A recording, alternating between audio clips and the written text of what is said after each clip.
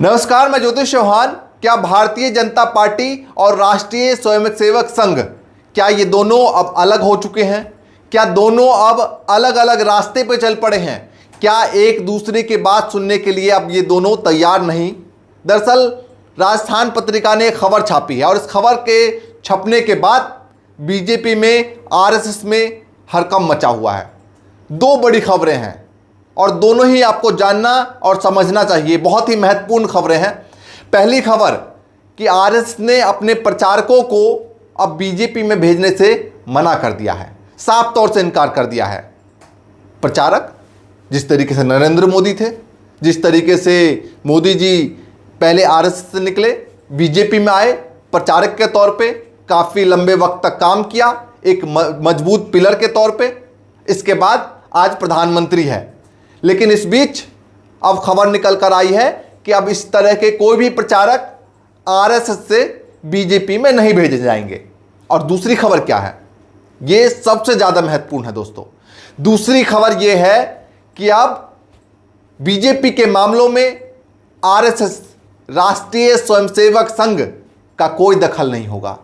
यानी कि कोई भी फैसला लिया जाए, कोई भी निर्णय लेना हो तो सीधा दखल अब आरएसएस नहीं देगी। अब इतनी बड़ी खबर, अचानक से ये फैसला लेना, अचानक से ये कह देना, आखिर क्यों? क्या वजह है? क्या आरएसएस को अब अनदेखा किया जा रहा है? क्या आरएसएस को अब लगने लगा है कि अलग राह पे चलना चाहिए, या फिर कोई और बात है दोस्तों? आखिर ऐसा फैसला क्यों लिया गया, किस वजहों से लिया गया? इन तमाम मुद्दों पे, तमाम बिंदुओं पर बातचीत करते हैं।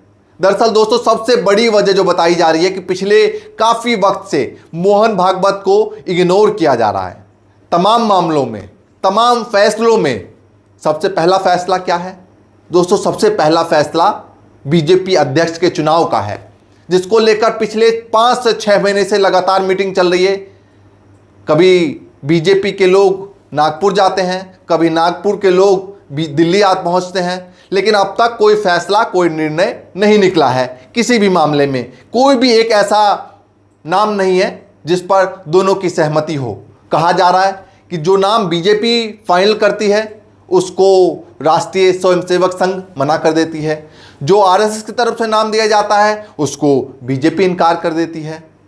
तो यही सबसे पहले, सबसे बड़ी वजह बताई जा रही है कि अब 2014 के बाद जो कुछ बदलाव आया है उसमें अब धीरे धीरे आरएसएस अपने आप को अलग करने की कोशिश में है। दूसरी बड़ी वजह जो प्रचारक ना भेजने का कारण है, बताया यह जा रहा है कि जो राष्ट्रीय स्वयंसेवक संघ के मूल कार्यकर्ता है वो बीजेपी में अब कंफर्ट महसूस नहीं कर रहे हैं।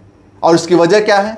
क्या वजह है कि इतने वक्त से साथ में चलने के बाद अब वो कंफर्ट महसूस नहीं कर रहे हैं? दरअसल दोस्तों, एक कहावत है कि लगातार राजनीतिक गलियारों में कहा जाता है कि अगर कांग्रेस के जो लोग हैं, मूलतः लोग थे, वो अगर हटा दिया जाए तो बीजेपी में कुछ नहीं बचेगा। और यही सबसे बड़ी वजह है कि जो कांग्रेस से आए लोग बीजेपी में हैं, जो आरजेडी से लोग आए हुए बीजेपी में हैं, चाहे वो टीएमसी से लोग आए हुए हैं, वो तमाम लोग जो बाहर से आए वॉशिंग मशीन में धुले और बीजेपी में शामिल हो गए।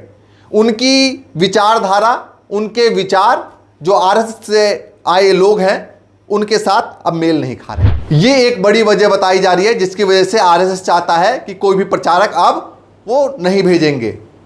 दूसरी वजह क्या है? दूसरी वजह ये है कि पिछले दिनों जो तमाम राज्यों के चुनाव हुए, चुनाव में बीजेपी को जीत हासिल मिली, चाहे वो राजस्थान का चुनाव हो, चाहे वो मध्य प्रदेश का चुनाव हो, चाहे वो दिल्ली का चुनाव हो। इन तमाम चुनाव में मोदी शाह की जमकर चली। जो उनके खास नेता थे, जो उनके चहेते चेहरे थे, जो उनकी बात को सुनने वाले और मानने वाले थे, उन तमाम लोगों को मुख्यमंत्री बनाया गया। और जो पुराने लोग थे, अटल बिहारी वाजपेयी के टाइम के थे, लाल कृष्ण आडवाणी के वक्त के जो लोग थे, उनको साइडलाइन किया गया। चाहे वो मामा जी हो, सब लोग जानते हैं, दूसरे वसुंधरा राजे हों, उनको सब लोग जानते हैं। किस तरह के अटल फैसला लेने वाले वो नेता थे, उनको साइडलाइन किया गया और मोदी जी और शाह जी ने पर्ची से निकालकर अपने मुख्यमंत्री बैठा दिए। ये एक बड़ी वजह बताई जा रही है कि आरएसएस इन सब से भी नाराज है। चौथी वजह क्या है दोस्तों? चौथी वजह यह है कि नरेंद्र मोदी को 75 साल पूरे होने वाले हैं और बीजेपी में रूल है, नियम है, जिस तरीके से लाल कृष्ण आडवाणी को 75 साल में रिटायर कर दिया गया। लेकिन बीजेपी में कोई भी कहने को तैयार नहीं है मोदी शाह के सामने कि मोदी जी को 75 साल पूरा होते ही यानी कि अगले साल उनके पद से हटा दिया जाए। हालांकि वो अभी प्रधानमंत्री पद पे हैं, लेकिन इस मामले को लेकर बीजेपी में कहीं कोई चर्चा नहीं है कि वो हटेंगे या नहीं हटेंगे। इसको लेकर भी आरएसएस नाराज है। और पांचवी वजह क्या है जिसको लेकर आरएसएस खफा है?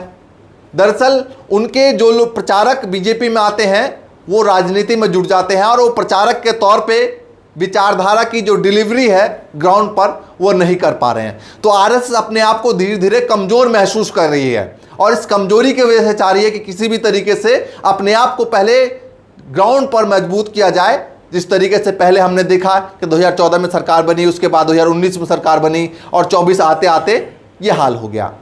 तो आरएसएस चाह रही है कि पहले अपने आप को ग्राउंड पे मजबूत किया जाए, इसके बाद मैदान में फिर से उतरा जाए। तो ये भी वजह है। और एक आपको बयान याद होगा दोस्तों, जो सबसे महत्वपूर्ण बयान जिसको लेकर राजनीति के गलियारों में खूब चर्चा हुई कि आखिर नड्डा जी ने अचानक ये बयान क्यों दे दिया, याद आ गया होगा। वो बयान है कि आरएसएस की हमें ज़रूरत नहीं। 2024 के चुनाव से ठीक पहले ये बयान दिया गया था कि पहले जब हमारी पार्टी यानी कि बीजेपी कमज़ोर थी उस वक्त आरएसएस की हमें ज़रूरत थी। अब इतना मजबूत हो चुकी है हमारी पार्टी कि आरएसएस ना भी हो तो काम चल जाएगा। तो आरएसएस को उसी वक्त से दरकिनार कर दिया गया और कहा यह भी जा रहा है कि भाई तमाम जो आरएसएस के नेता, आरएसएस के लोग, कार्यकर्ता बीजेपी में जा रहे हैं, उनकी जगह बाहर से आने वाले नेताओं ने ले लिया है और वो नेता जो आरएसएस के पुराने थे वो अब दरी बिछाने का काम केवल कर रहे हैं। तो यही वजह है जिसकी वजह से आरएसएस चाह रहा है कि अब उन तमाम लोगों को वापस लिया जाए जिन लोगों को बीजेपी के काम में, बीजेपी के चुनाव प्रचार में, बीजेपी के हेल्पिंग हैंड बनकर उन तमाम लोगों को भेजा गया था। लेकिन हम तमाम लोगों को वापस लिया जा रहा है और कहा यह भी जा रहा है कि इससे बीजेपी और खासकर मोदी शाह को आज से एक झटका देना चाहती है, बताना चाहती है कि क्या महत्व है आरएसएस का जिसने बीजेपी को खड़ा किया। और ये तमाम कारण है जिसको लेकर ये कहा जा रहा है कि आने वाले दिनों में कई ऐसे फैसले लिए जाएंगे जिसको लेकर आरएसएस सहमत नहीं है। पर्दे के पीछे उसको लेकर बातचीत चल रही है लेकिन अभी भी सहमत नहीं है। तो ये तमाम मुद्दे हैं जिसको लेकर ये कहा जा रहा है कि आने वाले दिनों में आरएसएस जो है अपनी अलग राह और भी चुन सकती है और फैसले अपना सुना सकती है। हालांकि जो भी कुछ होगा तमाम मामलों में आप तक अपडेट पहुंचाएंगे, आपको बताएंगे। फिलहाल के लिए नमस्कार।